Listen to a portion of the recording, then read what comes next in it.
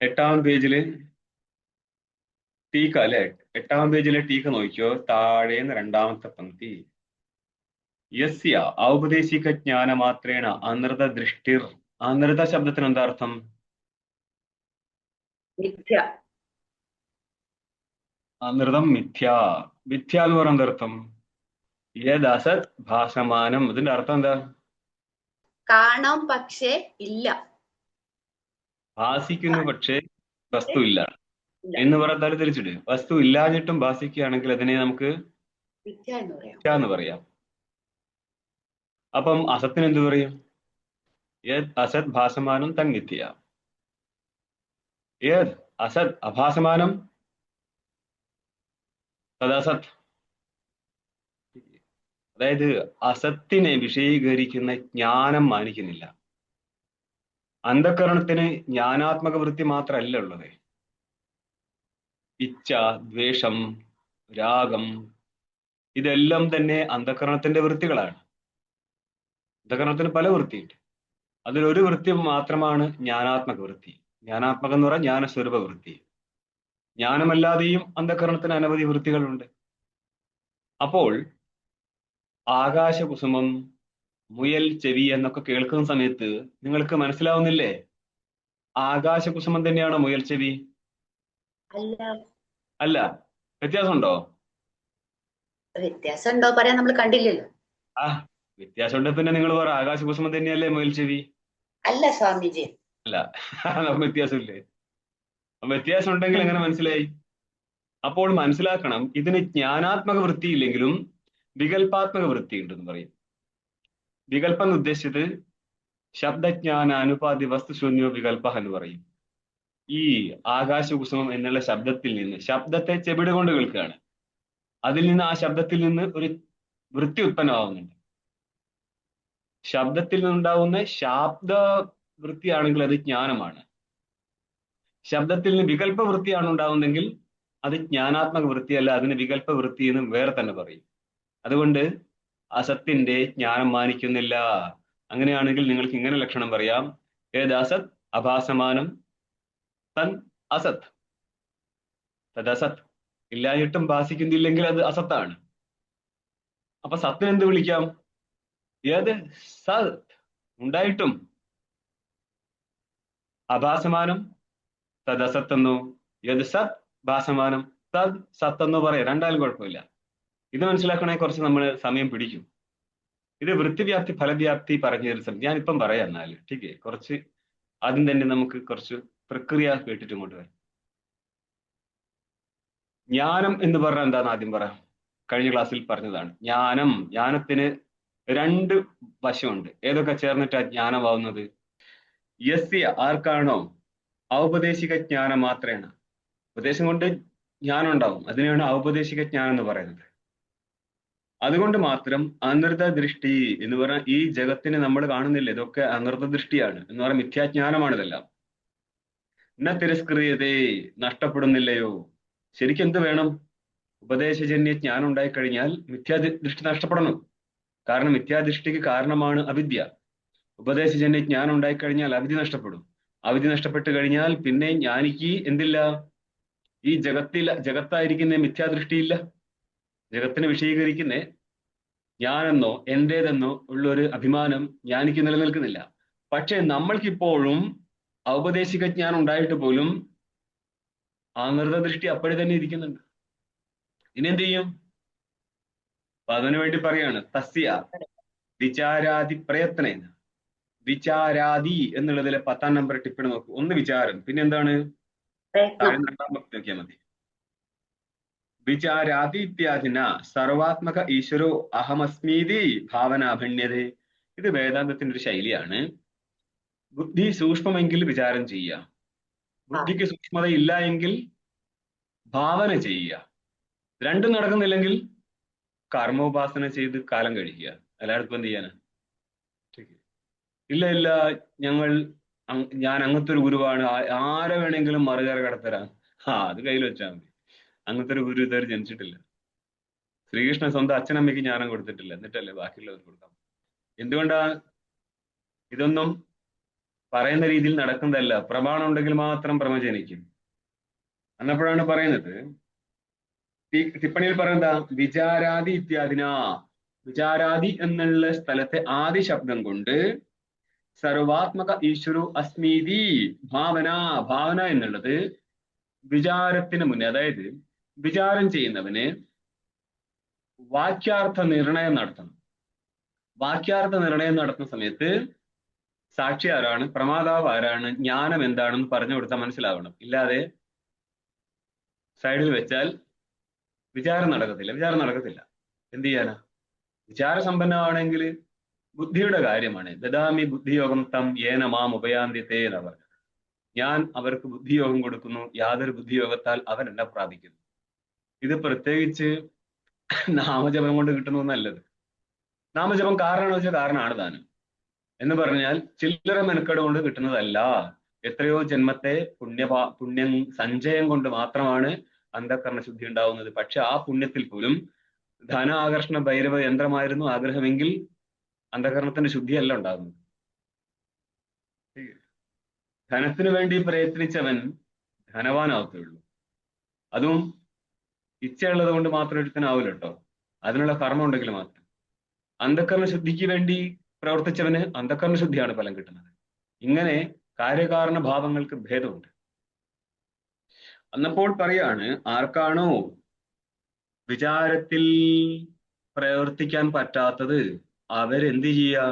ഞാനാണ് പരമാത്മാ എന്ന് ഭാവന ചെയ്യുക, ഉപാസന ചെയ്യാന്നർത്ഥം. മനസ്സിലായോ? അപ്പോൾ ഉപാസനയെ രണ്ടാം കാര്യമായിട്ട് ഇവിടെ അവതരിപ്പിക്കുന്നുള്ളൂ. വിചാരമാണ് മുഖ്യം. വേദാന്താനം അശേഷാണാം എന്ന് പറഞ്ഞാൽ അശേഷ സകല വേദാന്തങ്ങളുടെയും താത്പര്യ നിശ്ചയം ചെയ്യുന്നതിനെയാണ് വിചാരം എന്ന് പറയുന്നത്. വേദാന്താനം അശേഷാണാം ആദിമധ്യാവസാനേഷു, അതിന്റെ തുടക്കം, ഒടുക്കം, മധ്യം, ഇങ്ങനെ ഇരിക്കുന്ന എല്ലാ വാക്യങ്ങളെയും എടുത്തിട്ട് നടത്തും. ബ്രഹ്മാത്മന്യേവ താത്പര്യം ഇതിധി, ഈ വാക്യങ്ങളുടെ ബ്രഹ്മാത്മ താത്പര്യം നിശ്ചയിക്കുക എന്നുള്ളതാണ് എന്ത് പറഞ്ഞത്? അപ്പോൾ ശ്രവണം നടത്തുക എന്ന് പറഞ്ഞാല് പറഞ്ഞു തരുന്ന കാര്യം അതേപോലെ മനസ്സിലാക്കാനുള്ള സാമർഥ്യം ഉണ്ടെങ്കിലേ നടക്കത്തുള്ളൂ. ഇല്ലെങ്കിൽ ഭാവന ചെയ്യുക. അപ്പൊ രണ്ടു വശം മാനിക്കും. കാരണം ഈ ഭാവന ചെയ്ത് അന്ധകരണം സിദ്ധമായവന് അതിനിടയിൽ അവന്റെ ശ്രവണം നടന്നിട്ടുണ്ടെങ്കിൽ, അല്ലെങ്കിൽ ഏതെങ്കിലും ഒരു കാലത്ത് അവന് ശ്രവണം നടക്കുമ്പോൾ ആ വാക്യം അവന് ജ്ഞാനത്തിന്റെ ഉത്പാദകനായി മാറും. അതുകൊണ്ടാണ് ഇതൊക്കെ പഞ്ചദശിയിലെ ലാസ്റ്റ് പാർട്ടിൽ നിങ്ങൾക്ക് ഇത് വിശദീകരിച്ചു തരും. ചിലപ്പോൾ അവസാന കാലത്ത് വേണമെങ്കിൽ ജ്ഞാനോത്പന്നമാവാം. ഏതിൽ നിന്ന്? ഒരു ഉപാസന ചെയ്തവൻ, ഞാനാണ് പരമാത്മാ എന്ന് നിരന്തരം ധ്യാനം നടത്തിക്കൊണ്ടിരിക്കുന്നവൻ, അവന് ആ സമയത്ത് കിട്ടിയ ഉപദേശം കൊണ്ടോ അല്ലെങ്കിൽ പിന്നീട് കിട്ടുന്ന ഉപദേശം കൊണ്ടോ അവസാന കാലത്ത് പോലും ജ്ഞാനോത്പന്നമാവാം. ഇല്ലെങ്കിൽ ഈ ഉപാസനയുടെ ഫലമായിട്ട് ഹിരണ്യഗർഭലോകത്തെത്തുകയും ആ ഹിരണ്യഗർഭനിൽ നിന്ന് ഉപദേശം സ്വീകരിച്ചിട്ടും ജ്ഞാനിയാവാം. ഉപദേശമില്ലാതെ ജ്ഞാനിയാവാൻ പറ്റത്തില്ല. അതെങ്ങനെയുള്ളതാ? വേദാന്ത ഐക്യപരമായിരിക്കുന്ന വാക്യോപദേശം കിട്ടാതെ ജ്ഞാനം കിട്ടത്തില്ല. ഇല്ലെങ്കിൽ എന്ത് ചെയ്യാനാ പറയുന്നത്? ഭാവന ചെയ്യുക. അതുകൊണ്ടാണ് ആദി പദം കൊണ്ട് ഒന്ന് വിചാരം, അല്ലെങ്കിൽ അഹമസ്മി പരമാത്മ എന്നുള്ള ഭാവന നിലനിർത്തുക. പ്രയത്നസ്തു തയോ പൗനപുണ്യേന കരണം. ഇത് രണ്ടിലുള്ള പ്രയത്നം എന്താണ്? പൗനപുണ്യം എന്ന് പറഞ്ഞാൽ വീണ്ടും വീണ്ടും എന്നർത്ഥം. നിരന്തരമായിട്ട്, അതായത് ഉപാസനയുടെ പിന്നെന്താ 10 മിനിറ്റ് ഞാൻ ഉപാസിക്കുക, അങ്ങനെയല്ലത്. ഈ ബ്രഹ്മ അപരോക്ഷ ജ്ഞാനത്തിന് വേണ്ടിയിട്ട് ഒന്നുകിൽ നിരന്തരമായിട്ടുള്ള ഉപാസന, അല്ലെങ്കിൽ വിചാരജന്യ ജ്ഞാനത്തിൽ നിരന്തരമായിട്ടിരിക്കാൻ പറ്റും. വീണ്ടും വിചാരം ചെയ്യുക. അതായത് ശ്രവണത്തിലും മനനത്തിലുമാണ് പുതിയൊരു ജ്ഞാനം ഉത്പന്നമാവുന്നത്. അതിനെ നിരന്തരമായിട്ട് നിലനിർത്തുക എന്നുള്ള നിധിധ്യാസനത്തിൽ അത് നടക്കുമ്പോഴിരിക്കുമ്പോഴൊക്കെ ചെയ്യാം. ശരി, അതൊക്കെ നിങ്ങൾക്ക് ഇനി ബാക്കി സൂത്രത്തിലൂടെ തന്നെ വരും. ഉപാസന ഇരുന്നേ ചെയ്യാൻ പറ്റത്തുള്ളൂ. വിചാരം ഇരുന്നും ചെയ്യാം, പക്ഷെ അത് ശീലമായി കഴിഞ്ഞാൽ അങ്ങനത്തെ ഒരു നിയമമില്ലെന്ന് പറയും. ഇനി നിങ്ങൾ ടീക്ക തന്നെ നോക്കി. വിചാരാദി പ്രയത്നേന തത്വപ്രകാശേ സതീ, അതായത് ഉപദേശം കൊണ്ട് നേരിട്ട് ജ്ഞാനം ഉണ്ടായില്ല. അവൻ ഒന്നുകിൽ ഇനി നിരന്തരമായിട്ട് ആവൃത്തി രസകൃത ഉപദേശാതെന്നാണ് ബ്രഹ്മസൂത്രം. അതുകൊണ്ട് വിചാരത്തിന്റെ ആവൃത്തി ചെയ്തുകൊണ്ടിരിക്കുക, അല്ലെങ്കിലോ ഭാവന നിരന്തരമായി ചെയ്തുകൊണ്ടിരിക്കുക, ഞാനാണ് പരമാത്മാ എന്നുള്ളത്. ഇങ്ങനെ ചെയ്തിട്ട് തത്വപ്രകാശ സതി, തത്വമായിരിക്കുന്ന പരമാത്മാവിന്റെ ജ്ഞാനം ഉണ്ടാവുന്നതോടുകൂടെ അനൃത ദൃഷ്ടി തിരസ്ക്രിയേത, അനൃത ദൃഷ്ടി എന്ന് പറയുന്ന മിഥ്യാജ്ഞാനം, ഞാൻ എന്നുള്ള അഭിമാനം, ഈ ശരീരത്തിലെ ഞാൻ എന്നുള്ള അഭിമാനവും ജഗത്തിലെ എന്റെ വസ്തുക്കൾ എന്നുള്ള അഭിമാനമെല്ലാം അതോടുകൂടി തീർന്നു കിട്ടും. എന്തുകൊണ്ടാ? ഇതിന്റെ എല്ലാം കാരണമായിരുന്നു അജ്ഞാനം.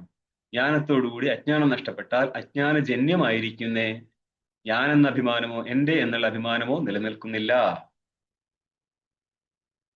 അഭിപ്രേത്യ ദൃഷ്ടാന്തമാഹ എന്ന് അഭിപ്രായപ്പെട്ടും കൊണ്ട് ദൃഷ്ടാന്തം അവതരിപ്പിക്കുകയാണ് ആദ്യം. ഭാഷ്യം കണ്ടോ, 8ാമത്തെ പേജിൽ 1ാമത്തെ പങ്ക്തി ഭാഷ്യം. യഥാ ചന്ദന അഗർവാദീർ ഉദകാദി സംബന്ധജ ക്ലേദാദിജം ഔപാധികം ദൗർഗന്ധ്യം തസ്വരൂപ നികർഷണേന ആച്ഛാദ്യതേ സ്വേന പാരമാർത്ഥികേന ഗന്ധേന. ചന്ദനം എന്നുള്ള മരം, അഗരു എന്ന് പറഞ്ഞാലേ അഗർവൂടാണിത്. എന്ന് പറഞ്ഞാൽ നമ്മൾ ഊതില്ലേ, ഊതിന്റെ അത്ര എന്നൊക്കെ കേട്ടിട്ടുണ്ടോ? ഊത് മരം ഉണ്ടല്ലോ, കണ്ടിട്ടില്ലെങ്കിലും പലരും വീഡിയോയിലെങ്കിലും കണ്ടിട്ടുണ്ടാവില്ല എന്താണ് ഈ ഊത് മരം എന്നുള്ളത്. അപ്പോൾ ചന്ദനം, അഗരു എന്ന് പറഞ്ഞ ഊത്, ഇവയൊക്കെ അഗർവാദിർ ഉദകാദി സംബന്ധജ, ഉദകം എന്ന് പറഞ്ഞ ജലം, ജലമോ ഈർപ്പമോ ഒക്കെ സംബന്ധിക്കുന്ന സമയത്ത് എന്ത് പറ്റും? ക്ലേദാദി, ക്ലേദം എന്ന് പറഞ്ഞ വഴുവഴുപ്പുണ്ടാവും അതിൽ. പിന്നെന്തുണ്ടാവും അതിൽ നിന്ന്? ദൗർഗന്ധ്യം, ദുർഗന്ധസ്യ ഭാവം ദൗർഗന്ധ്യം, അതില് ദുർഗന്ധം ഉണ്ടാവാൻ തുടങ്ങും. അതെന്തുകൊണ്ടാ? ഔപാധികം, ഉപാധിയാണ് അവിടെയുള്ള ക്ലേദം, വഴുവഴുപ്പ്. പിന്നെ ഈർപ്പം തട്ടുക, പൊടി തട്ടുക, ഇങ്ങനെയൊക്കെ വന്നു കഴിഞ്ഞാൽ ഔപാധികമായിട്ട് ഉപാധിജമായിരിക്കുന്ന ഒരു ദൗർഗന്ധ്യം നേരിടുന്നുണ്ട്. ഏതിന്? ചന്ദനമാണെങ്കിലും അത് വെള്ളത്തിൽ കുറെ കാലം ഇട്ട് വെച്ച് കഴിഞ്ഞാൽ അതിനും വഴുവഴുപ്പ് വന്നിട്ട് ആ വഴുവഴുപ്പിൽ നിന്ന് പുറമെ ഇതിനെന്തുണ്ടാവും? ദുർഗന്ധം ഉണ്ടാവും. അഗരു എന്നുള്ള വൃക്ഷവും ഇതുപോലെ തന്നെ ഔപാധികമായിരിക്കുന്ന ഒരു ദൗർഗന്ധ്യം നേരിടാം, അത് വെള്ളത്തിലോ മറ്റോ വീണ് കിടക്കുകയാണെങ്കിൽ. പക്ഷെ അതിനെ തത്സ്വരൂപ നികർഷണേന, ഇനി അത് നമ്മൾ വിൽക്കാൻ പോവുകയാണ്, അതിനെ വെള്ളത്തിൽ നിന്ന് പുറത്തെടുത്തു, അതിന്റെ ക്ലേദം എന്ന് പറയുന്ന വഴുവഴുപ്പ് പുറത്തല്ലേ ഉള്ളത്, അതിനെ നന്നായിട്ട് കഴുകി വൃത്തിയാക്കിയാൽ നികർഷണേന, അതിന് ഘർഷണം നടത്തി ഒരച്ചെടുത്ത് കഴിഞ്ഞാൽ എന്ത് പറ്റും? ആച്ഛാദ്യതേസ്വേന പാരമാർത്ഥികന ഗന്ധേന, സ്വന്തം പാരമാർത്ഥിക ഗന്ധത്താൽ അത് ആച്ഛാദിതമാവും, പൂരിതമാവും. എന്നപ്പോൾ എന്താ പറഞ്ഞത്? ചന്ദനത്തിന് സ്വന്തമായിരിക്കുന്ന ഒരു സുഗന്ധമുണ്ട്, പക്ഷെ അത് ജലത്തിന്റെ സമ്പർക്കത്താൽ വന്നിരിക്കുന്ന വഴുവഴുപ്പ് കൊണ്ട് ദുർഗന്ധത്തെ പ്രാപിക്കാം എന്ന് കരുതിയിട്ട് അതിന്റെ സ്വാഭാവികമായിരിക്കുന്ന സുഗന്ധം നഷ്ടപ്പെടുന്നില്ല. ആ സുഗന്ധത്തെ ദുർഗന്ധം ആവരണം ചെയ്തിരിക്കുകയാണ് ഇപ്പോൾ. അതിന് കാരണം എന്താ? ആ സുഗന്ധത്തെ ആവരണം ചെയ്തും കൊണ്ട് എന്ന് പറഞ്ഞാൽ ചന്ദനത്തിന് ആവരണമായിട്ട് വഴുവഴുപ്പ് വന്നു നിന്നപ്പോൾ അതിന്റെ സുഗന്ധത്തിന് പ്രകടഭാവം കിട്ടിയില്ല. ഇതേപോലെ തന്നെയാണ് ജീവന്റെ സ്ഥിതി. ജീവൻ പരമാത്മ സ്വരൂപമായിട്ട് പോലും ജീവത്വം നേരിടുന്നത് കൊണ്ട് അവന്റെ സ്വരൂപ പ്രകാശം നടക്കുന്നില്ല. ഇതാണ് നമുക്ക് ഇനി ദാഷ്ടാന്തിക രൂപത്തിൽ പറയേണ്ടത്. ഒന്ന് ദൃഷ്ടാന്തം കാണിച്ചു, ഇനി ദാഷ്ടാന്തികം കാണാം. ഇതിന്റെ മുന്നേ നിങ്ങൾ ടീക്ക നോക്ക്. 8ാം നമ്പർ പേജിലെ അവസാന പങ്ക്തിയിൽ നിന്ന് 9ലേക്ക് പോവുകയാണെങ്കിൽ, ചന്ദന അഗർവാദിർ ഉദകാദി സംബന്ധാത് ആർദ്രി ഭാവാദിന ജാതം യത് ദൗർഗന്ധ്യം ഔപാധികം മിഥ്യാ. ചന്ദനമായിരിക്കട്ടെ അഗരുവായിരിക്കട്ടെ, നല്ല നല്ല മരങ്ങൾ, അതായത് സുഗന്ധപൂരിതമായിരിക്കുന്ന മരങ്ങളായിട്ട് പോലും എന്ത് പറ്റി? ഉദകാദി സംബന്ധാത്, ഉദകമോ മറ്റേതെങ്കിലും വസ്തുക്കളുടെ സംബന്ധം കൊണ്ട് ആർദ്രി ഭാവാദിന, ആർദ്രി ഭാവം എന്ന് പറയുന്ന അർത്ഥം വഴുവഴുപ്പ് എന്നുള്ള അർത്ഥത്തിലാണ്. ആർദ്രത എന്ന് പറഞ്ഞാൽ പച്ചപ്പ് എന്നാണ് പലപ്പോഴും പറയാറ്. ഇവിടെ ഇപ്പോൾ നമ്മൾക്ക് സാന്ദർഭികമായിട്ട് അതിന്റെ വഴുവഴുപ്പിന് എടുക്കുക. ജാതം ഉത്പന്നം കിം യത് ദൗർഗന്ധ്യം, യാതൊരു ദുർഗന്ധമുണ്ടോ? ഇതെന്താണ്? വാസ്തവത്തിലുള്ളതാണോ? അല്ല. എന്നാൽ ഇപ്പോൾ ചന്ദനത്തിന് എന്താണ് മണം? ദുർഗന്ധം. ദുർഗന്ധം അല്ലേ? അതല്ലെന്ന് പറയാൻ പറ്റത്തില്ല. ഇതേപോലെ ജീവൻ പാരമാർത്ഥികമായിട്ട് ബ്രഹ്മസ്വരൂപമായിട്ടും ഇപ്പോൾ അജ്ഞാനകാലത്ത് തന്നെ ആരായിട്ടാണ് കണക്കാക്കുന്നത്? ജീവനായിട്ട് ജീവനായിട്ട്. ജീവനായിരിക്കുമ്പോൾ തന്റെ അവസ്ഥ എന്താ? സുഖി ദുഃഖി ഇങ്ങനെയാണ്. വാസ്തവത്തിൽ ബ്രഹ്മസ്വരൂപത്തിൽ സുഖമുണ്ടോ ദുഃഖമുണ്ടോ? ഒന്നുമില്ല. ഇല്ല. ബ്രഹ്മസ്വരൂപം സുഖമല്ലേ? ബ്രഹ്മസ്വ ആ ബ്രഹ്മസ്വരൂപാണ്. ബ്രഹ്മം ദുഃഖങ്ങളില്ല. ആനന്ദ രൂപമാണെന്ന് പറയും ദുഃഖങ്ങളില്ല. അല്ലേ? ദുഃഖങ്ങളില്ല. ദുഃഖമില്ല. ആ അല്ല, സുഖമാണെന്ന് പറയാൻ പറ്റുമോ? ആനന്ദ ഇല്ല, പറ്റില്ല. സ്വരൂപമാണെന്ന് പറയാം. ആനന്ദ സ്വരൂപമാണെന്ന് ആരാ പറയാ? ബ്രഹ്മം പറയോ, നിങ്ങൾ പറയോ, ശാസ്ത്രം പറയോ? ശാസ്ത്രം പറയും. ശാസ്ത്രം പറയും. ആ. ठीक. നമ്മൾ മുമ്പും പറഞ്ഞതാണ്, ശാസ്ത്രമാണ് പറയത്തുള്ളൂ. കൈവല്യാവസ്ഥയിൽ എന്ന് പറഞ്ഞാല് വിദേഹ കൈവല്യ സ്ഥലത്ത് ബ്രഹ്മത്തിന്റെ ആനന്ദത്തെ ബ്രഹ്മം അറിയോ? ഇല്ല. ബ്രഹ്മത്തിന് അറിയാൻ പറ്റുമോ ഞാൻ ആനന്ദ സ്വരൂപനാണെന്ന് ഇല്ല. കൈവല്യാവസ്ഥയിൽ? ഇല്ല. ജീവൻ അറിയാൻ പറ്റുമോ കൈവല്യാവസ്ഥയിൽ? ഇല്ല. പറ്റും. കൈവല്യാവസ്ഥയിൽ അനുഭവിക്കുക. ജീവൻ എന്ന് പറഞ്ഞ ഏത് അവസ്ഥയായിരിക്കും എന്ന് പറ? ജീവൻ മുക്താവസ്ഥയായി. ജീവൻ മുക്താവസ്ഥയാണ്. അതുകൊണ്ടല്ലേ അങ്ങനെ പദം വെച്ചത്. ജീവിച്ചിരിക്കെ ജീവൻ മുക്താവസ്ഥ. ജീവൻ മുക്താവസ്ഥയില് ഞാനിക്ക് അറിയാമോ ഞാൻ ശുദ്ധ ബ്രഹ്മസ്വരൂപാണെന്ന്? അറിയാം. അറിയാം. ഇല്ലെങ്കിൽ പിന്നെ എങ്ങനെ അജ്ഞാനം നഷ്ടപ്പെടുക? മനസ്സിലായോ? ഇനി പറയാം, മക്കളെ ബ്രഹ്മത്തെ അറിയില്ല എന്ന് പറയാൻ ശരിയാണോ? ഇല്ല. അല്ല. മനസ്സിലായോ? എന്നാൽ പറയത്തിൽ നിങ്ങളുടെ ശ്രുതിയിലും പറയുന്നില്ലേ മനസ്സിനാൽ അറിയാൻ പറ്റത്തില്ല? ഇത് രണ്ടും പറയേണ്ടിട്ടായിരുന്നു ഞാൻ വൃത്തിവ്യാപ്തി ഫലവ്യാപ്തി കൊണ്ടുവരാൻ വിചാരിച്ചത്. പക്ഷെ നിങ്ങൾക്ക് വൃത്തിജ്ഞാനം പോലും അറിയത്തില്ലെങ്കിൽ എന്ത് വൃത്തിവ്യാപ്തി എന്ത് ഫലവ്യാപ്തി? അതുകൊണ്ട് ആദ്യം പഴയ ക്ലാസ് കേട്ടിട്ട് ജ്ഞാനം എന്താണെന്ന് പറഞ്ഞു തരുന്ന സമയത്ത് ഞാൻ വൃത്തിവ്യാപ്തി ഫലവ്യാപ്തി പറഞ്ഞുതരാം. അപ്പോൾ ജീവൻ മുക്താവസ്ഥയില് ജ്ഞാനിക്ക് തന്റെ സ്വരൂപത്തിന്റെ ജ്ഞാനമുണ്ട്. അതുകൊണ്ട് തന്നെയാണ് അവൈദ്യസ്ഥിതി അപരോക്ഷ വ്യവഹാര യോഗ്യത്വം എന്ന് അന്വയിക്കാൻ പറ്റുന്നത്. സ്വയം പ്രകാശത്തിന്റെ ലക്ഷണമേ. സ്വയം പ്രകാശമാണ് ആത്മ. സ്വയം പ്രകാശത്തിന്റെ ലക്ഷണമാണെന്ത്? സാക്ഷാത് അപരോക്ഷാത് ബ്രഹ്മം. സാക്ഷാത് അപരോക്ഷം എന്ന് പറയുന്ന അർത്ഥം അന്യ പ്രമാണ സാപേക്ഷമല്ലാതെ പ്രകാശിക്കുക എന്ന് പറഞ്ഞാല് വൃത്തിയുടെ വിഷയാവത്തില്ല എന്നാലും സ്വരൂപമാണ് താനും. സോറി, വൃത്തിയുടെ വിഷയമായിക്കൊണ്ട് ഫലത്തിന്റെ വിഷയമാവാതിരിക്കുക എന്ന് പറയും. അപ്പോൾ ബ്രഹ്മസ്വരൂപ കൈവല്യാവസ്ഥയിൽ ജീവൻ മുക്താവസ്ഥയിൽ സ്വരൂപത്തെ തിരിച്ചറിയാൻ പറ്റും. വിദേഹ കൈവല്യാവസ്ഥയിൽ ജ്ഞാനിയേ ഇരിക്കത്തില്ല, പിന്നെ സ്വരൂപത്തിന്റെ തിരിച്ചറിവൊന്നുമില്ല. എന്നിരുന്നാലും നമ്മൾ അത് ജ്ഞാന സ്വരൂപമാണ് എന്ന് പറയാറുണ്ട്. ചില സ്ഥലത്ത് ഇതിനെ ദുഃഖസ്വരൂപമല്ല എന്ന് കാണിക്കാൻ അനാനന്ദത്തിന്റെ വ്യാവൃത്തിയായിട്ടും കാണിക്കാറുണ്ട്. ഓക്കെ, ഇവിടെ നോക്കിയോ, ഏത് ഔപാധികം ദൗർഗന്ധ്യം ഔപാധികം മിഥ്യ, ഉപാധിജന്യമായതുകൊണ്ട് ഔപാധികമാണ്, അത് മിഥ്യയാണ്. എന്ത്? ചന്ദന അഗർവാദികളുടെ ദൗർഗന്ധ്യം. തത് യഥാ തസ്വരൂപ നികർഷണേന അഭിവ്യക്തേന സ്വാഭാവികന ഗന്ധേന ആച്ഛാദ്യത. ഈ സ്ഥലത്ത്, ഈ ദൃഷ്ടാന്ത സ്ഥലത്ത് പറയാണ്, ഈ സ്വരൂപം ചന്ദനത്തിന്റെ സ്വരൂപം അഥവാ അഗരു ഊതിന്റെ സ്വരൂപ നികർഷണം, അതായത് ആ മരത്തിന് നമ്മൾ ഘർഷണം നടത്തുക, ഉരയ്ക്കുക എന്ന് പറഞ്ഞാൽ അതിന്റെ പൊക്കത്തുള്ള പുറത്തുള്ള ക്ലേദത്തെ വഴുവഴുപ്പിനെ ഉരച്ച് മാറ്റിക്കഴിഞ്ഞാല് എന്ത് പറ്റും? നികർഷണേന അഭിവ്യക്തേന, അഭിവ്യക്തമാവുകയാണ് സ്വാഭാവികമായിരിക്കുന്ന സുഗന്ധം. അഭിവ്യക്തേന സ്വാഭാവികേന ഗന്ധേന, സ്വാഭാവികമായിരിക്കുന്ന ഗന്ധം സുഗന്ധമാണ്. ആ സുഗന്ധത്താൽ ആച്ഛാദ്യത, എന്ത് ആച്ഛാദിതമാവും? ദൗർഗന്ധ്യം ആച്ഛാദിതമാകും. ഓക്കെ. അന്നപ്പോൾ ഈ ദുർഗന്ധത്തിന് സമാനമായിട്ടാണ് ഇവിടെയുള്ള ജഗത്തിരിക്കുന്നത്. ഈ ജഗത്തിനെ നിങ്ങൾക്ക് എങ്ങനെ മൂടണം? ഞാനാണ് കേവല പരമാത്മാ എന്നുള്ള ബുദ്ധിയാൽ മൂടണം. അന്നപ്പോൾ ഒരു കാലം ക്ലേദം മാറി, അതിന്റെ വഴുവഴുപ്പ് മാറി, ചന്ദന അഗർവാദികളുടെ വഴുവഴുപ്പ് മാറി സുഗന്ധം പൂരിതമായി കഴിഞ്ഞാൽ പിന്നെ അവിടെ ദുർഗന്ധം ഇരിക്കുമോ? ഇരിക്കൂല. വഴുവഴുപ്പ് മാറി. വഴുവഴുപ്പ് മാറി, മാറിക്കൊണ്ടിരിക്കുന്ന സമയത്ത് രണ്ടും ഉണ്ടാവും. എന്തുണ്ടാവും? ഇല്ല, നമുക്ക് കയ്യേന്ന് ഇടാം. അതായത് കുറച്ച് സുഗന്ധം ഉണ്ടാവും, കുറച്ച് ദുർഗന്ധം ഉണ്ടാവും. ഇതേപോലെ തന്നെയാണ് ആദ്യകാലത്ത് ജഗതാകാര വൃത്തിയിൽ മനസ്സ് മാറും, ബ്രഹ്മാകാര വൃത്തിയിൽ മനസ്സ് മാറും. എന്നിട്ട് ഇവിടെ നമ്മൾ മൊത്തത്തിൽ അതിന്റെ ക്ലേദത്തെ വഴുവഴുപ്പിനെ എടുത്ത് മാറ്റിക്കളഞ്ഞാൽ പിന്നെ അത് സുഗന്ധം മാത്രമായിരിക്കും. ഇതേപോലെ നിരന്തര ബ്രഹ്മാകാര വൃത്തിയുടെ അനുസന്ധാനം കൊണ്ട് ജഗതാകാര വൃത്തി നിശേഷം നിലച്ചു പോകും. ഇതാണ് ജീവൻ മുക്താവസ്ഥ. പിന്നെ ജ്ഞാനിക്ക് വിശപ്പ് വരുമോ? വരും. ദാഹം വരുമോ? വരും.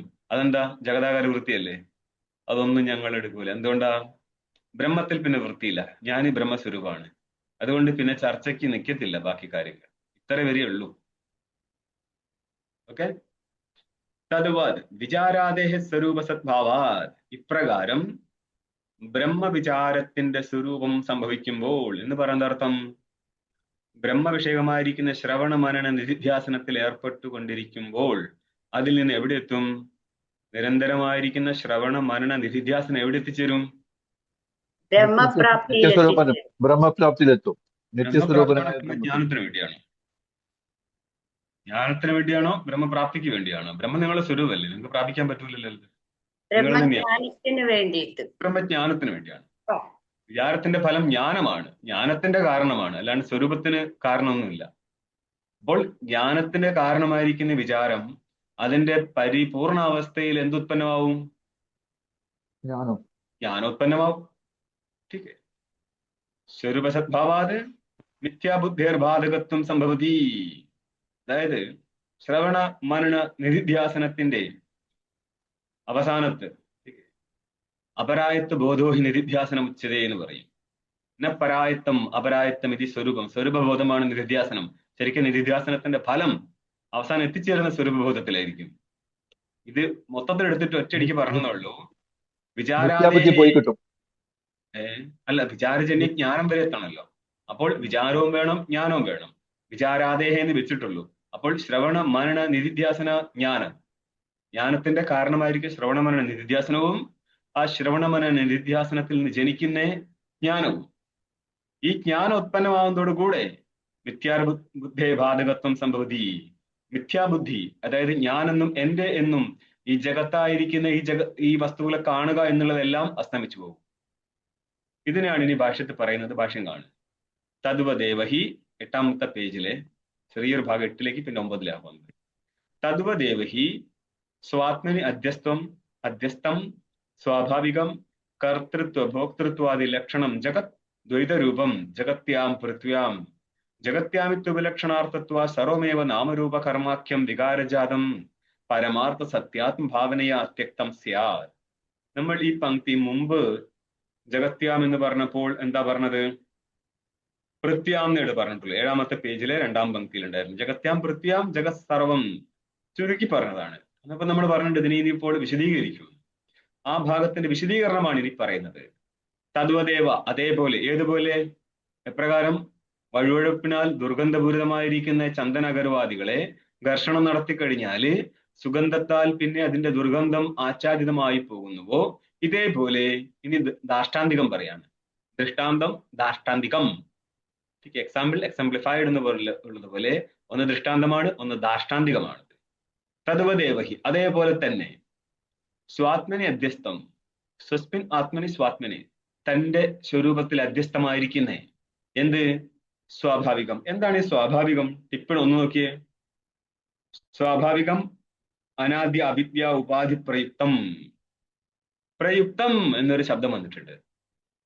അതായത് കാര്യകാരണങ്ങളെ കുറിച്ച് പറയുമ്പോൾ കാര്യത്തിന്റെ ലക്ഷണം എന്താണ്? കാരണത്തിന്റെ ലക്ഷണം എന്താണ്? ആരെങ്കിലും പറയോ? നൈയായികന്മാരുടെ തർക്കസംഗ്രഹം എടുത്തു കഴിഞ്ഞാൽ അതിൽ പറയും കാര്യം എന്താണ്, കാരണം എന്താണ്. നിയതപൂർവവൃത്തിത്വം, കാര്യനിയതപൂർവവൃത്തിത്വം, കാരണത്വം. അപ്പൊ കാര്യം എന്താ? കാര്യം പ്രാഗഭാവ പ്രതിയോഗി. പ്രാഗഭാവ പ്രതിയോഗിത്വം കാര്യത്വം. അപ്പൊ പ്രാഗഭാവം കാര്യമാവുമോ? ഇല്ല. ഇതുണ്ടാ പ്രാഗഭാവത്തിന് പ്രാഗഭാവം ഇല്ലാത്തതുകൊണ്ട് തന്നെ. അപ്പോൾ സ്വാഭാവികം അർത്ഥം പറയാണ് അനാദിയായിരിക്കുന്ന. അപ്പോൾ ഇതാദ്യം പറഞ്ഞുതരാം. ഇപ്പൊ കാര്യകാരണ ഭാവം വരുമ്പോൾ കാര്യത്തിന്റെ നിയത പൂർവവൃത്തിയായിരിക്കണം കാരണം. അതായത് കാര്യം ഉണ്ടാവുന്നതിന് മുന്നേ ഉണ്ടായിരിക്കണം കാരണം. കാരണം ആദ്യവും കാര്യം പിന്നീടുമാണ് വരുന്നത്. ഒരു പശുവിന്റെ 2 കൊമ്പ്, ഇതിൽ ഇടത് കൊമ്പിന് വലതു കൊമ്പ് കാരണമാണോ, വലതു കൊമ്പിന് ഇടത് കൊമ്പ് കാരണമാണോ? ഏത് മൃഗത്തിന്റെ ആയിരിക്കട്ടെ കേട്ടോ, പശുവിന് പറഞ്ഞ പ്രശ്നം ഉണ്ടാകും. അത് ഒരു കൊമ്പ് ഒരു കാരണവുമല്ല. ഒരു കൊമ്പും കാരണമാകത്തില്ല അല്ലെ? പരസ്പരം കാര്യകാരണഭാവത്തിൽ ഇരിക്കത്തില്ല. അതെന്തുകൊണ്ടാ? ഇവ രണ്ടും ഒരേപോലെയാ മുളച്ചു വരുന്നത്. അതെ. അപ്പോൾ ഒരേ സമയത്തുണ്ടാവുന്ന വസ്തുക്കൾ തമ്മിൽ പരസ്പരം കാര്യകാരണഭാവത്തിൽ ഇരിക്കത്തില്ല. ഒന്ന്. രണ്ടാമത്തത്, അനാദികൾ തമ്മിൽ കാര്യകാരണഭാവം പറയാൻ പറ്റത്തില്ല. ഉദാഹരണത്തിന്, അനാദികൾ തമ്മിലൊന്നുമില്ല. അനാദിക്ക് അനാദിയുടെ സ്ഥലത്ത് നമുക്ക് കാരണത്തെ കണ്ടെത്താൻ പറ്റത്തില്ല. പക്ഷേ അനാദി ചിലപ്പോൾ മറ്റൊന്നിനെ ആശ്രയിച്ചേക്കാം. ഉദാഹരണത്തിന്, ഘടം ഉണ്ടായിട്ടില്ല. അതെന്തുകൊണ്ടാ? കപാലില്ലാത്തത് കൊണ്ട്. കപാൽ എങ്ങോട്ട് പോയി? മൃത്തെത്തിയിട്ട് വേണ്ട കപാൽ ഉണ്ടാക്കാൻ. മനസ്സിലായോ? ഇവിടെ ഘടാഭാവത്തിന്റെ കാരണമാണ് കപാലാഭാവം എന്ന് പറയാൻ പറ്റത്തില്ല. കാരണം ഇവിടുത്തെ ഘടാഭാവം എന്നുള്ളത് ഘടത്തിന്റെ പ്രാഗഭാവമാണ്. പ്രാഗഭാവം അനാദിയാണ്. അനാദിയായതുകൊണ്ട് അതിന് കാരണമില്ല. അതുകൊണ്ട് തന്നെ ഘടാഭാവം പ്രതി കപാലാഭാവം കാരണമല്ല, മറിച്ച് പ്രയോജകനാണ്. ശ്രദ്ധിച്ചോളൂ കേട്ടോ. ഇതൊന്നും പഠിക്കാതെ നാളെ കയറി വന്നേക്കരുത്. ഇതൊന്നും നിങ്ങൾക്ക് വേറെ ക്ലാസ് കിട്ടത്തില്ല. ഇതൊക്കെ നൈയായികന്റെ സിദ്ധാന്തങ്ങൾ നമ്മുടെ വേദാന്തി അടിച്ചു മാറ്റുന്നതാണ്. ഇതൊന്നും ഇല്ലാതെ ഹയർ ടെക്സ്റ്റ് ഇട്ട് പഠിക്കാനും പറ്റത്തില്ല. എന്നപ്പോൾ ഒന്ന് പഠിച്ചു നമ്മൾ. എന്ത് പറഞ്ഞു? ഘടാഭാവത്തിന്റെ പ്രയോജകനാണ് കപാലാഭാവം. കാരണം ഘടാഭാവം അനാദിയായതുകൊണ്ട് അനാദിക്ക് ഒരു കാരണം എന്ന് പറയാൻ പറ്റത്തില്ല. പക്ഷെ അവിടെ പ്രയോജനം എന്ന് പറയാൻ പറ്റും. ഒരു സ്ഥലം മനസ്സിലായില്ലേ? അതേപോലെ അഭാവത്തിന്റെ എന്താണ്? കാരണത്തിന്റെ കാരണവും വരുന്ന സമയത്ത് നമ്മൾ പ്രയോജക ശബ്ദപ്രയോഗം നടത്താറുണ്ട്. ഇവിടെ ഇപ്പോൾ ടീക്കയിൽ എന്താ പറഞ്ഞത്? ടിപ്പണിയില് അനാദി അവിദ്യ ഉപാധി പ്രയുക്തം, പ്രയോജകനിൽ നിന്ന് ഉത്പന്നമായി കഴിഞ്ഞാൽ അതിനെ പ്രയുക്തം എന്ന് പറയും. അതായത് കുറെ മുന്നേ നമ്മൾ ഒരു ശ്ലോകം പറഞ്ഞിരുന്നു. ആശ്രയത്വ വിഷയത്വ ഭാഗിനി നിർവിഭാഗ ചിതിരേവ കേവല. അജ്ഞാനത്തിന്റെ ആശ്രയവും വിഷയവും ശുദ്ധ ചൈതന്യമാകുന്നു. അവിടെ ചിലര് വാചസ്പതി പറയുന്നത് അജ്ഞാനത്തിന്റെ ആശ്രയം ജീവനും വിഷയം ബ്രഹ്മവും എന്നാണ്. ഈ മതത്തെ മറ്റാചാര്യന്മാർ കണ്ടനം നടത്തും. കാരണം ജീവൻ എന്നുള്ളത് അജ്ഞാന സിദ്ധിക്ക് ശേഷം നടക്കുകയുള്ളൂ. അല്ലെങ്കിൽ ജീവൻ അജ്ഞാന പ്രയുക്തമാണ്. അജ്ഞാന പ്രയുക്തനായിരിക്കുന്ന ജീവൻ അജ്ഞാനത്തിന്റെ ആശ്രയമാവാൻ പറ്റത്തില്ല എന്നുള്ളത് കൊണ്ട് അജ്ഞാനത്തിന്റെ ആശ്രയം പരമാത്മാവാണെന്ന് പറയും. അവിടെയും നമ്മൾ എന്താ പറയുന്നത്? അജ്ഞാനജന്യമാണ് ജീവൻ എന്ന് പറയാൻ പാടില്ല. കാരണം ജീവൻ അനാദിയാണ്. എന്നാൽ അജ്ഞാനമില്ലാതെ ജീവത്വം കിട്ടുമെന്ന് വെച്ച് കഴിഞ്ഞാൽ ഇല്ല. അതുകൊണ്ട് ജീവന്റെ പ്രയോജകമാണ് അജ്ഞാനം, അജ്ഞാന പ്രയുക്തമാണ് ജീവൻ. അത് വെച്ചിട്ടാണ് ആ പങ്ക്തി. ഏത്? ആശ്രയിത്വ വിഷയത്വ ഭാഗം നിർവിഭാഗിച്ചിദ്രേവ കേവല. അതിനുശേഷം എന്താ? പൂർവസിദ്ധ തമസോഹി പശ്ചിമോന്ന ആശ്രയ ഭവതി നചാപി ഗോചരഃ. പൂർവസിദ്ധം, അതായത് ജീവസിദ്ധിക്ക് മുന്നേ സിദ്ധമാവുന്ന അജ്ഞാനം, അതിന് ആ അജ്ഞാനത്തിൽ നിന്ന് അജ്ഞാന പ്രയുക്തമായിരിക്കുന്ന ജീവൻ ഒരിക്കലും ആശ്രയമാവത്തില്ല, വിഷയമാവത്തില്ല. ഈ സ്ഥലത്തും നമ്മൾക്ക് ഈ ഒരു കാര്യം മനസ്സിലാക്കണം, ഇല്ലെങ്കിൽ ആ പങ്ക്തി മനസ്സിലാവത്തില്ല.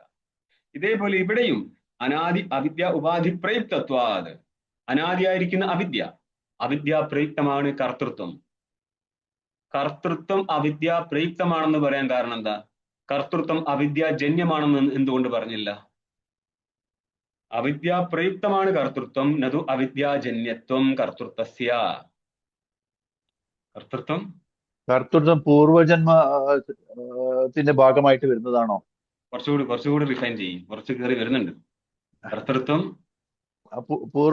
പൂർവജന്മ സിദ്ധമായിട്ടുള്ള കർത്തൃത്വവും ജീവൻ അനാദിയാണ്. കർത്തൃത്വം പുതിയതായിട്ട് സിദ്ധിക്കേണ്ടതല്ലത്. അല്ല, അനാദിയായതുകൊണ്ട് അതിനൊരു കാരണം ഉണ്ടാകത്തില്ല. അതുകൊണ്ട് കർത്തൃത്വത്തിന്റെ ആരായിരിക്കും അവിദ്യ?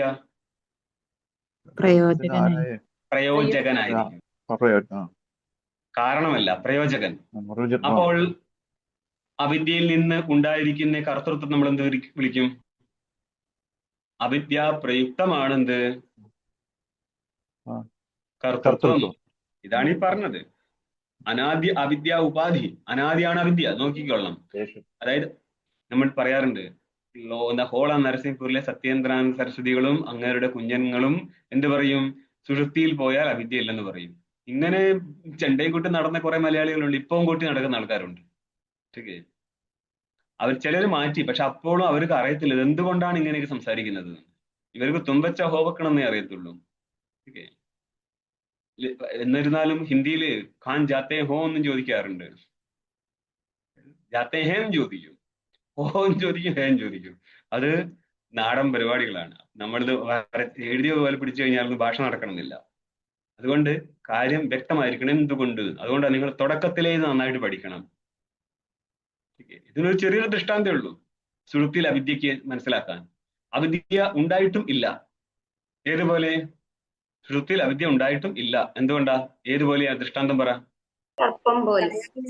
കയറിലെ സർപ്പം ഉണ്ടായിട്ടും വാസ്തവത്തിൽ ഇല്ല. കാണാൻ പറ്റും. എന്നാലുണ്ടോ? ഇല്ല. ഇതേപോലെ അവിദ്യ എന്നുള്ള വാസ്തവത്തിലുണ്ടോ? ഇല്ല. അതുകൊണ്ട് സുഷുപ്തിയിലും ഇല്ല. എന്നാൽ അവിദ്യ ഇല്ലാത്തൊരു സ്ഥലം നിലനിൽക്കുവോ? ഇല്ല. ശുദ്ധബ്രഹ്മത്തിലുണ്ടോ? ഇല്ല. പിന്നെന്താ നിലനിൽക്കൂല എന്ന് പറയുന്നത്? വ്യവഹാരകാലത്ത് അവിദ്യ ഇല്ലാത്തൊരു കളി നടക്കത്തില്ല. അതുകൊണ്ട് സുഷുപ്തിയിൽ അവിദ്യ ഇല്ല എന്ന് പറയുന്നത് ശരിയല്ല. ഒന്ന്. രണ്ടാമത്തത്, അവിദ്യ അനാദിയാണ്. അവിദ്യ അനാദിയായിരിക്കുമ്പോൾ അത് ഒരിക്കൽ നഷ്ടപ്പെട്ടാൽ പിന്നെ ഒരിക്കലും അത് നിലനിൽക്കത്തില്ല. രണ്ടാമത് തിരിച്ചു വന്നാൽ പിന്നെ അനാദി എന്ന് എങ്ങനെ പറയാൻ പറ്റും? സാധ്യമായി പോകത്തില്ലേ? ടീക്കെ. ഇങ്ങനെയുള്ള കുറെ കാരണങ്ങൾ, ഇഷ്ടംപോലെ ശ്രുതിയുണ്ടെന്ന്. ശ്രുതിയുണ്ട്, മന്ത്രമുണ്ട്, ഭാഷകാരന്റെ വചനമുണ്ട്. ഇതൊക്കെ എടുത്ത് കാണിച്ചാല് വേറൊരു ശിഷ്യനുണ്ട്, സുരേശ്വരാനന്ദ്യ. നോർത്തിലാണ് കക്ഷി, കർണാടകക്കാരനാണ്. കക്ഷിയുടെ സുഹൃത്ത് വഴി എന്നെ പ്രബുദ്ധനാക്കാൻ വേണ്ടിയിട്ട് സത്യേന്ദ്രാൻ സരസ്വതികളുടെ ബുക്കൊക്കെ അയച്ചു. ഞാൻ വായിക്കാൻ നിൽക്കാം, ഞാൻ ജസ്റ്റ് ഒന്ന് നോക്കും എന്താ സംഭവം.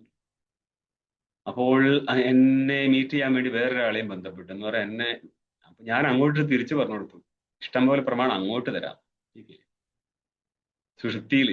സുഷുപ്തൗ അഹരഹര ഗച്ഛന്ന പിന്നെ വിദുഹു സതി സമ്പദ്യാമഹേതി. സുഷുപ്തി കാലത്ത് പരമാത്മാവുമായിട്ട് ഏകത്വം പ്രാപിച്ചിട്ട് പോലും ജീവൻ പരമാത്മാവുമായിട്ട് ഏകത്വം പ്രാപിക്കുന്ന സമയമാണ് സുഷുപ്തി. അന്ന് മറ്റു സമയമൊന്നുമില്ലേ? മറ്റു സമയത്ത് ജീവൻ പരമാത്മാവ് തന്നെ. പക്ഷേ ജീവൻ വ്യവഹാരം ചെയ്യുന്ന സമയത്ത് തന്റെ ജീവത്വം കൂടുതൽ നിലനിർത്തിക്കൊണ്ടാണ് വ്യവഹാരം ചെയ്യുന്നത്. അവിടെ ജീവൻ ഒരിക്കലും ബ്രഹ്മമാണെന്നുള്ള ഏകത്വം കിട്ടുന്നില്ല. ജീവത്വം നിലനിന്നുകൊണ്ട് സുഖദുഃഖം ഭോഗിക്കുന്നുണ്ട്. ഈ സുഖദുഃഖ ഭോഗം ഇല്ലാത്തൊരു സമയമാണ് സുഷുപ്തി. അവിടെ ജീവന്റെ ജീവത്വം നഷ്ടപ്പെട്ടാലും ജീവൻ അവിടെ ഇരിക്കും. കാരണം ജീവൻ ബ്രഹ്മസ്വരൂപല്ലേ. അവൻ വഹിതനായിക്കൊണ്ട് ഇരിക്കുകയാണ്. അവിടെ ഉപാധിയായിട്ടാണ് അവിദ്യ ഇരിക്കുന്നത്. അവിദ്യ എന്നുള്ള മായ രണ്ടും ഒന്ന് തന്നെയാണ്. അതുകൊണ്ട് സുഷുപ്തി കാലത്ത് അവിദ്യ ഇല്ല എന്ന് പറയുന്നത് വിവരക്കേടായി പോവും. ശരിക്കും മനസ്സിലാക്കണം. ഇവിടെ എന്താ പറയുന്നത്? അനാദിയായിരിക്കുന്ന അവിദ്യ, അതാണ് ഉപാധി. തത് പ്രയുക്തമാണെന്ത്? കർത്തൃത്വം ഭോക്തൃത്വം. ആരാണോ കർത്ത അവൻ തന്നെയാണ് ഭോക്താവാകുന്നത്. അവനൊരു ഭോക്താവാൻ വേണ്ടി തന്നെയാണ് അവൻ കർത്തൃത്വം നിലനിർത്തുന്നതും. ഞാൻ ഈ കർമ്മം ചെയ്തിട്ട് ഈ കർമ്മത്തിന്റെ ഫലം ഭുജിക്കും എന്ന അഭിമാനമുള്ളവനാണ് ദർശപൂർണമാസാദി യാഗം ചെയ്തിട്ട് സ്വർഗാദികളെ പ്രാപിക്കുന്നത്. അപ്പോൾ അതിനെ മുൻനിർത്തിയാണ് ഇനി കാര്യങ്ങൾ പറയുന്നത്. ഇത്രയും ഫണ്ടമെന്റൽ തിയറി നമുക്ക് അറിഞ്ഞിരിക്കണമെങ്കിൽ ഈ ഭാഷ്യം പറഞ്ഞ മനസ്സിലാകത്തില്ല എന്താണ് ഇവർ പറയുന്നത്. തദ്വദേവഹി സ്വാത്മനെ അധ്യസ്ഥം സ്വാഭാവികം എന്ന് പറയാം. സ്വഭാവമാണ് അവിദ്യ പ്രയുക്തത്തെയാണ് നമ്മൾ സ്വാഭാവികം എന്ന് പറയുന്നത്. മനസ്സിലായോ? അവിദ്യ കാര്യത്തെയും പറയാം, അവിദ്യ പ്രയുക്തത്തെയും പറയാം. അവിദ്യ ജന്യമായിരിക്കുന്ന ലോകത്തെ നമ്മൾക്ക് സ്വാഭാവികം എന്ന് പറയാം. അവിടെ അവിദ്യാജന്യം തന്നെ പറയാം. കർത്തൃത്വം ജന്യമല്ലാത്തത് കൊണ്ട് സ്വാഭാവികത്തിന്റെ അർത്ഥം സ്വഭാവ പ്രയുക്തമായി. സ്വഭാവം എന്ന് പറഞ്ഞാൽ അവിദ്യ, സ്വാഭാവികം എന്ന് പറഞ്ഞാല് അവിദ്യ പ്രയുക്തമോ അവിദ്യാജന്യമോ ആവാം. ലോകത്തെ എടുക്കുകയാണെങ്കിൽ അവിദ്യാജന്യം. കർത്തൃത്വാദികൾ അനാദികളായതുകൊണ്ട് സ്വാഭാവികം എന്ന് പറഞ്ഞാൽ അവിദ്യാപ്രയുക്തം. അതുകൊണ്ടാണ് ടിപ്പണികാരൻ ആ ഒരു രീതിയിൽ പങ്ക്തി അന്വയിച്ചത്. സ്വാഭാവികം കർത്തൃത്വ ഭോക്തൃത്വാദി ലക്ഷണം ജഗത്തിന് എന്താ പറഞ്ഞത്? ഞാൻ കർത്ത, ഞാൻ ഭോക്ത, ഞാൻ ഇന്ന ആളാണ്, ഞാൻ വെളുത്തിട്ടാണ്, കറുത്തിട്ടാണ്, നീണ്ടിട്ടാണ്, മെലിഞ്ഞിട്ടാണ്, ഇതെല്ലാം തന്നെ. അതേപോലെ എന്റേതാണ്, ഈ വസ്തുക്കൾ എന്റേതാണ്, ഇത് അവന്റേതാണ്. എന്റേത് മാത്രമല്ല അവന്റേതും. ഇങ്ങനെയുള്ള എല്ലാ ബുദ്ധിയും വെറും ജഗത്തായിരിക്കുന്ന സ്വരൂപം മാത്രമാണ്. അല്ലാതെ ഈ കാണുന്ന വസ്തുക്കളെ മാത്രമല്ല നമ്മൾ ജഗത്തിൽ വെച്ചിരിക്കുന്നത്. കാണുന്ന വസ്തുവിന്റെ ജ്ഞാനവും തന്റെ കർത്തൃത്വവും ഭോക്തൃത്വവും എല്ലാം ജഗതന്തർഗതമാണ്, ജഗത്തിന്റെ സ്വരൂപമാണ്. അതുകൊണ്ടാണ് പറയുന്നത് സ്വാഭാവികമായിരിക്കുന്ന ഈ കർത്തൃത്വ ഭോക്തൃത്വാദി സ്വരൂപത്തോട് ലക്ഷണം എന്ന് പറഞ്ഞ സ്വരൂപം നടത്തും. ഈ സ്വരൂപമുള്ള ജഗത് എന്ന് പറഞ്ഞാല് ദ്വൈതരൂപം. ദ്വൈതരൂപമല്ലാത്ത വസ്തു ഏതായിരിക്കും? സ്വരൂപം. ദ്വൈതരൂപം അല്ലെങ്കിൽ അദ്വൈത രൂപം. അതാണ് ആദ്യം പറഞ്ഞത്. സ്വാത്മനെ അധ്യസ്ഥമാണ് എന്ത്? ദ്വൈതം. ബ്രഹ്മമല്ലേ? ഏത്? ദ്വൈതത്തിന്റെ വിലക്ഷണം ബ്രഹ്മം, അധിഷ്ഠാനം, ആത്മാന്നർത്ഥം. ഓക്കെ. ആ അധിഷ്ഠാനാത്മാവിൽ ജഗത്ത് അധ്യസ്ഥമാണ്. ഏതുപോലെ? കയറിൽ അധ്യസ്ഥമായിരിക്കുന്ന സർപ്പം പോലെയോ, അല്ലെങ്കിൽ ദ്രഷ്ടാവിൽ അധ്യസ്ഥമായിരിക്കുന്ന സ്വപ്നലോകം പോലെയോ ഈ ജഗത്ത് മൊത്തം ബ്രഹ്മത്തിൽ അധ്യസ്ഥമാണ്. ആ ബ്രഹ്മമാണെങ്കിൽ താൻ തന്നെയാണ് താനും. ഇങ്ങനെ ഇരിക്കുന്ന ജഗത് ദ്വൈത രൂപം. ഇനി അതായത് ഒരു ഒറ്റ സെന്റൻസിലാ പോകുന്നതെങ്കിലും ഇത് ശരിക്കും ഈ സെന്റൻസ് ഒന്നല്ല, പല ഭാഗത്തേക്ക് മാറിക്കൊണ്ടിരിക്കുകയാണ്. സംസ്കൃതത്തിന്റെ ഒരു ശൈലിയാണ്. ഇതിന് നിങ്ങൾ ഫുൾ സ്റ്റോപ്പ് കാണുന്നതനുസരിച്ചൊന്നല്ല അന്വയം വരിക. ഇനി എന്താ പറയുന്നത്? യത്കിനി ജഗത്യാം ജഗത് പറയാണ്. ജഗത്യാം ദ്വൈതരൂപം ജഗത്. ഇനി അതിന് സപ്തമന്തത്തിലേക്ക് പോവാണ്. ജഗത്യാം എന്ന് പറയുന്ന അർത്ഥം ജഗത്തിൽ പൃഥ്വിയാം. ഇതാണ് നിങ്ങളോട് ആദ്യം പറഞ്ഞത്. പക്ഷെ പൃഥ്വി മാത്രം മതിയോ? ജഗത് സർവ്വം എടുക്കണ്ടേ? പൃഥ്വി മാത്രമല്ലല്ലോ ബ്രഹ്മത്തിൽ അധ്യസ്ഥം. ഈ ലോകം മൊത്തം ബ്രഹ്മത്തിൽ അധ്യസ്ഥമല്ലേ? അതുകൊണ്ട് ഇനി അതിനെ ഡീറ്റെയിൽ ചെയ്യാണ്. ജഗത്യാമിതി ഉപലക്ഷണാർത്ഥത്വാ. എന്താണ് ഉപലക്ഷണം? ഉപലക്ഷണത്തിന്റെ അർത്ഥം എന്താന്ന് പറഞ്ഞേ? ഉപലക്ഷണം ത്വം ഉപലക്ഷണം തത് ഗ്രാഹകത്തെ സതി. അതായത് അതിനെയും ഇവിടെ പറഞ്ഞതിനെയും ഗ്രഹിച്ചോളണം, അതുമായിട്ട് ബന്ധപ്പെട്ട മറ്റു പലതിനെയും ഗ്രഹിക്കണം. അതാണ് പറയുന്നത് ജഗത്യാമിതി ഉപലക്ഷണാർത്ഥത്വ. ജഗത് എന്ന് ഇവിടെ പറഞ്ഞത് യത്കിനി ജഗത്യാം ജഗത് എന്നുള്ള സ്ഥലത്ത് ജഗത്യാം എന്നുള്ള ജഗത്തിൽ എന്ന് പറഞ്ഞല്ലോ. ജഗത്ത് അവിടെ ഇരിക്കട്ടെ, ജഗത്തിലെ ജഗത്ത്. അപ്പൊ ജഗത്യാം എന്നുള്ളത് പോലും ഉപലക്ഷണമാണ്, ഉപലക്ഷണാർത്ഥത്വം. അത് ഉപലക്ഷണമാണ് അർത്ഥം. ഏതിന്? ജഗത്യാം എന്നുള്ള പദത്തെ. സോറി, ഉപലക്ഷണാർത്ഥത്തിൽ എടുക്കണം ഈ ജഗത്യാം എന്നുള്ള പദത്തെ. അന്നപ്പോ എന്തർത്ഥം കിട്ടും? സർവമേവ വികാരജാതം ഗ്രാഹ്യം. സകല വികാരത്തെയും ഗ്രഹിച്ചോളണം. ഇത് ഏതാണ് വികാരം? നാമരൂപ കർമാഖ്യം. ജഗത്തിനെ നമ്മൾ എടുത്താലേ ഒന്ന് നാമം, രണ്ടാമത്തെ രൂപം. നാമരൂപം മതി, പിന്നെ ഇതിനെ കർമ്മം വെച്ചുകൊടുത്തത്. ഇതൊരു പരമ്പരയാ. അവിദ്യ നാമരൂപ കർമ്മ അവിദ്യ എന്നും വേണേ വരാം. ജഗത്തിന്റെ മൂലകാരണമാണ് അവിദ്യ. അവിദ്യ ഇരിക്കുന്നത് കൊണ്ട് മാത്രം ജഗത് ഉത്പന്നാവത്തില്ല. അവിടെ ജീവന്റെ കർമ്മം കാരണമാണ്. അതുകൊണ്ട് അടുത്തത് വെച്ചിരിക്കുകയാണ് കർമ്മ. അപ്പൊ അവിദ്യ, കർമ്മ. പിന്നെന്താണ്? അവിദ്യ അതേപോലെ കർമ്മത്തിൽ നിന്ന് ഉത്പന്നമായിരിക്കും ജഗത്തിന്റെ സ്വരൂപം നാമരൂപം. അപ്പൊ ജഗത്തിനെ മൊത്തം എടുക്കാൻ വേണ്ടിയിട്ട് ശബ്ദപ്രയോഗം നടത്തുകയാണ്. നാമരൂപ കർമാഖ്യ. ആഖ്യ എന്ന് പറയുന്ന നാമം. നാമരൂപ കർമ്മ സ്വരൂപത്തിലിരിക്കുന്ന എന്ന് മനസ്സിലാക്കിയോ? നാമരൂപ കർമ്മ ആഖ്യ യസ്യ വികാരജാതസ്യ തത് വികാരജാതം. ജാതം എന്ന് പറഞ്ഞാൽ കൂട്ടം, വർഗം എന്നർത്ഥം. വികാരവർഗം. സത്യത്തിൽ ഇത് വിവർത്തം എന്നാണ് ഉദ്ദേശിച്ചത്. അതായത് ജഗത്ത് വികാരം എന്നുള്ളതിന് പരിണാമമെന്നോ വിവർത്തമെന്നോ അർത്ഥമെടുക്കാം. സാങ്കേതിക സിദ്ധാന്തത്തിലാണ് പരിണാമാർത്ഥം വരുന്നത്. കാര്യം കാരണത്തിന്റെ പരിണാമമാണ്, പരിണാമിയാണ്. പരിണാമം ഏതിനാണുള്ളത്? അത് പരിണാമി എന്ന് പറയുന്ന കാരണം എന്നർത്ഥം. അതിന്റെ പരിണാമമാണ് കാര്യം. ഇതല്ല വേദാന്ത സിദ്ധാന്തം. വേദാന്ത സിദ്ധാന്തത്തിൽ പരിണാമം എന്ന് എവിടെ വന്നാലും അതിന് വിവർത്തം എന്നർത്ഥം എടുത്തോളണം. കാരണം വാസ്തവത്തിൽ ഇങ്ങനത്തെ ഒരു ജഗത്തില്ല. മായാ കാര്യമായതുകൊണ്ട് ബ്രഹ്മത്തിന്റെ വിവർത്തം മാത്രമാണിത്. എന്ത്? നാമരൂപ കർമ്മ സ്വരൂപത്തോടുകൂടിയിരിക്കുന്ന ജഗത്ത്. ഇങ്ങനെ സകല ജഗത്തിനെ എടുത്തോളണം. ഏത് പദത്താല്? ജഗത്യം. ജഗത്യാം എന്നുള്ള പദം ഉപലക്ഷണമാണ്. അതുകൊണ്ട് അതിനാൽ ഉപലക്ഷിതമാണ് എന്ത്? നാമരൂപ കർമ്മങ്ങൾ. ഇങ്ങനെ ഇരിക്കുന്ന സകല ജഗത്തും ഏതിനാൽ എടുക്കണം? ജഗത്യാം എന്നുള്ള പദത്താൽ എടുത്തുകൊള്ളണം. എന്നിട്ട് എന്ത് ചെയ്യണം? പരമാർത്ഥ സത്യാത്മഭാവനയാ त्यक्तं സ്യാത്. ബാധിതം സ്യാത് എന്ന് കാണാം ടിപ്പണിയില്. 3-ാം നമ്പർ ടിപ്പണി കണ്ട്. പരമാർത്ഥ വസ്തു ആരാ? സത്യ, ആത്മ. പരമാർത്ഥ വസ്തുവാണ് ആത്മ.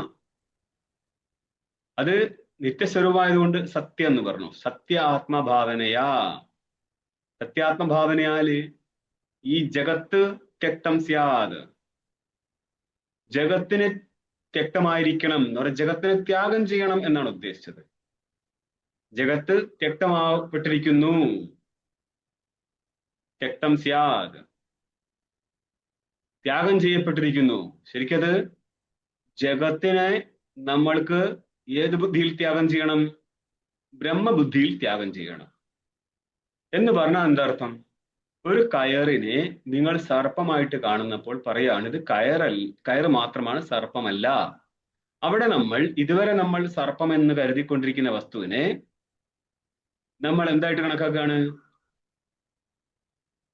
ഇനി കയറായിട്ട് കണക്കാക്കുകയാണ്.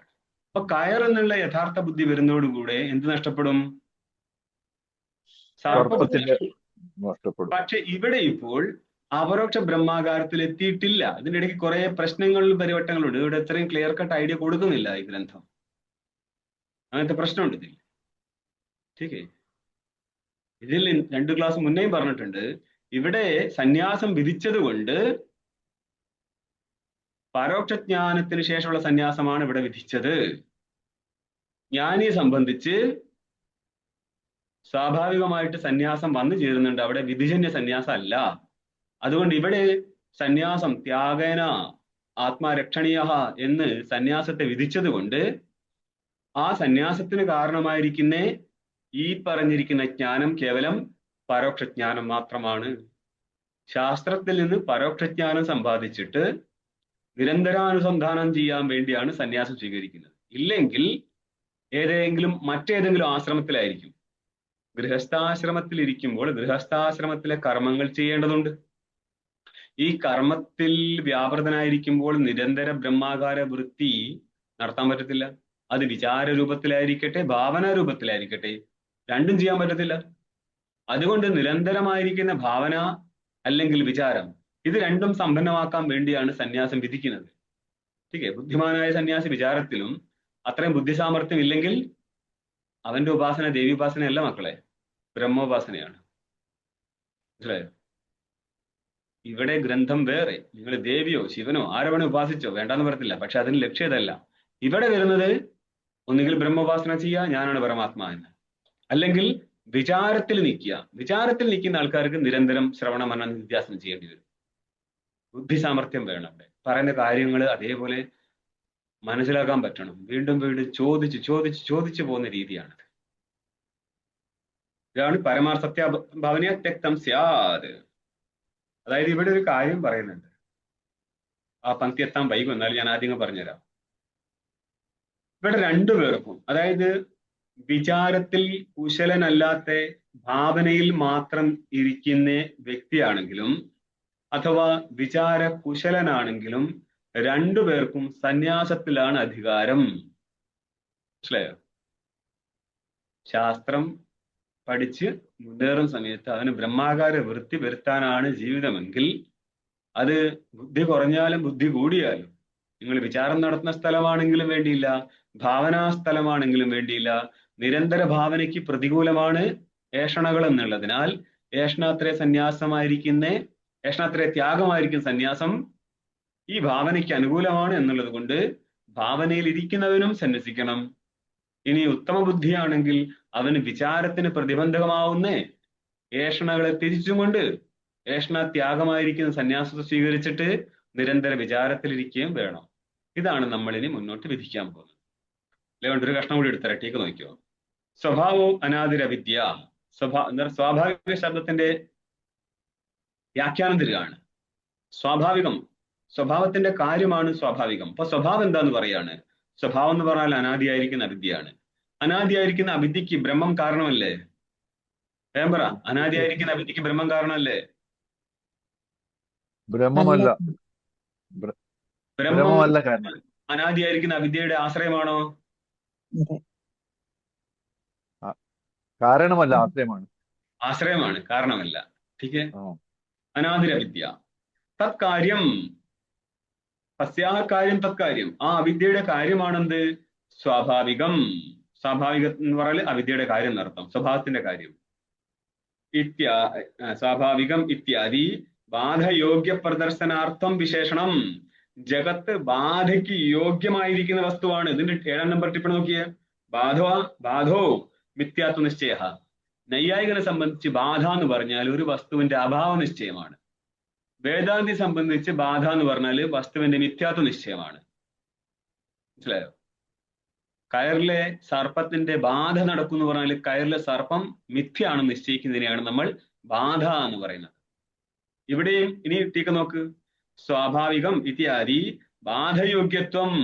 ജഗത്തില് ബാധയ്ക്കുള്ള യോഗ്യതയുണ്ട്. ബ്രഹ്മാകാര വൃത്തിയാൽ ജഗത്ത് ബാധിക്കപ്പെടും. അതുകൊണ്ട് ബാധ യോഗ്യത എവിടെയുണ്ട്? കർത്തൃത്വ ഭോക്തൃത്വങ്ങൾക്കുണ്ട് എന്ന് കാണിക്കാനായിട്ടാണ് കർത്തൃത്വ ഭോക്തൃത്വങ്ങൾക്ക് വിശേഷണം പറഞ്ഞത്. എന്താണ് കർത്തൃത്വ ഭോക്തൃത്വങ്ങൾക്കുള്ള വിശേഷണം? സ്വാഭാവികം കിം? കർത്തൃത്വ ഭോക്തൃത്വാദി ലക്ഷണം. അതാണ് കർത്തൃത്വ ഭോക്തൃത്വാദികളെയാണ് സ്വാഭാവികം എന്ന് പറഞ്ഞത്. അവിടുത്തെ സ്വഭാവം എന്താണ്? എത്രയോ ഡീറ്റെയിൽ ചെയ്യാണ്. സ്വഭാവം അവിദ്യ, സ്വാഭാവിക അവിദ്യ പ്രയുക്തം. ആ മിഥ്യ എന്നുള്ളത് പറഞ്ഞതിൽ മലയാളം ഒന്നുകൂടി ഒന്ന് ക്ലിയർ ആയിട്ട് പറയും. എന്താ മിഥ്യ എന്ന് മിഥ്യാത്വത്തിനോ? പറഞ്ഞു? മിഥ്യ എന്ന് പറഞ്ഞാൽ കാണുന്ന ഇടത്ത് ഒരു വസ്തു ഇല്ലാതിരിക്കുമ്പോൾ പ്രതിപന്ന ഉപാധവും ജ്ഞാത അധികരണേ. ഇപ്പൊ കയറിലെ സർപ്പത്തിന്റെ ജ്ഞാത അധികരണമാണ് കയർ. ജ്ഞാതമായിരിക്കുന്ന സർപ്പം, അതിന്റെ അധികരണമാണ് കയർ. പ്രതിപന്നമായിരിക്കുന്ന ഉപാധി എന്ന് പറഞ്ഞാൽ ജ്ഞാത അധികരണം എന്നർത്ഥം. കൽപ്പിത വസ്തുവിന്റെ അധികരണമാണ് ഉദ്ദേശിച്ചത്. അവിടെ ഒരിക്കലും സർപ്പമില്ല. പ്രതിപന്ന ഉപാധി ത്രൈകാലിക നിഷേധം. നിഷേധം ചിലപ്പോൾ ദ്വൈകാലികമൊക്കെ ആയി പോകും. ഇത് ത്രൈകാലികം എന്ന് പറഞ്ഞാല് ഒരു കാലത്തും ഇല്ല. വർത്തമാനത്തിലുമില്ല, അതീതകാലത്തുമില്ല, അനാഗത കാലത്തുമില്ല. അപ്പോൾ ത്രൈകാലികമായിരിക്കും ഒരു നിഷേധം കിട്ടും. ഒരു വസ്തുവിനെ രൂപം, ഘടത്തിന് രൂപമില്ലേ? നീല, പച്ച, ഏതെങ്കിലുമൊക്കെ രൂപം. ആകാശത്തിന് രൂപമുണ്ടോ? ഇല്ല. ഇല്ല. ആകാശത്തിലെ രൂപത്തിന്റെ അഭാവം ഉണ്ടാവും. ആ ആകാശത്തിലിരിക്കുന്ന രൂപാഭാവത്തിന്റെ പ്രതിയോഗിയാണ് രൂപം. പ്രതിയോഗിയായിരിക്കുന്ന രൂപം ഇരിക്കുന്നത് പൃഥ്വി, ജല, തേജിലാണ്. വേറെ എവിടെയും രൂപമില്ല. വായുവാദി മുതൽക്ക് രൂപം ഉണ്ടാകത്തില്ല. പക്ഷേ ഈ പൃഥ്വിയില് ഒരു ഘടത്തെ നമ്മൾ ചൂടാക്കിയാല് അതാദ്യം ആ മൃത്തിന്റെ കറുപ്പ് നിറത്തിൽ നിന്ന് അത് ചുവപ്പാവാൻ തുടങ്ങും. പിന്നെയും വെന്താൽ അത് വീണ്ടും കറുക്കും. പിന്നെയും വെന്താൽ വീണ്ടും അത് ചുമക്കും. ഇങ്ങനെ രൂപപരാവൃത്തി നടക്കുന്നുണ്ട്. അന്നപ്പോൾ അത് കറുത്തിരിക്കുന്ന സമയത്ത് ചുവപ്പ് നിറമില്ല. പക്ഷെ ആ ചുവപ്പ് നിറം ഒരു കാലത്തില്ല എന്ന് കരുതിയിട്ട് ഒരു കാലത്തും ഇല്ലായിരുന്നു എന്ന് പറയാൻ പറ്റത്തില്ല. ഒരു കാലത്ത് ഉണ്ടായിരുന്നു. അതുകൊണ്ട് അതിന്റെ നിഷേധം ത്രൈകാലിക നിഷേധമാകത്തില്ല. പക്ഷെ ആകാശത്തിലെ രൂപത്തിന്റെ നിഷേധം എന്നുള്ളത് ത്രൈകാലിക നിഷേധമാണ്. ആ ത്രൈകാലിക നിഷേധത്തിന്റെ പ്രതിയോഗി ആരാണോ അവനാണ് മിഥ്യ. അപ്പോൾ നമ്മൾ ഈ കയറിൽ ഒരു സർപ്പത്തെ കാണുമ്പോൾ ആ സർപ്പം കയറിൽ എപ്പോഴാണുള്ളത്? കാണുന്നതിന് മുന്നുണ്ടോ? ഇല്ല. കാണുന്ന ഭ്രമം മാറിയാലുണ്ടോ? ഇല്ല. എന്നാൽ കാണുന്ന സമയത്തുണ്ടോ? അപ്പോഴും ഇല്ല. അപ്പോൾ ആ കയറിലെ സർപ്പം ഒരു കാലത്തും ഇല്ലാത്തത് കൊണ്ട് ത്രൈകാലിക നിഷേധം സംഭവിക്കുന്നുണ്ട് സർപ്പത്തിന്റെ. ആ നിഷേധത്തിന്റെ പ്രതിയോഗിയാണ് സർപ്പം. അന്നപ്പോൾ അതിനെന്ത് പറയും? പ്രതിപന്ന ഉപാധു ത്രൈകാലിക നിഷേധ പ്രതിയോഗി എന്ന് പറഞ്ഞാൽ അറിയപ്പെട്ട അധികരണത്തിലെ 3 കാലത്തും ഇരിക്കുന്ന ഇല്ലായ്മയുടെ പ്രതിയോഗിയാണ് ആ സർപ്പം എന്നിരിക്കെ സർപ്പം മിഥ്യയായി മാറും. അതേപോലെ തന്നെ ഈ ജഗത്ത് നമ്മൾ കാണാമെന്നല്ലാതെ ബ്രഹ്മത്തിൽ ഒരു കാലത്തും ജഗത്തില്ലായിരുന്നു.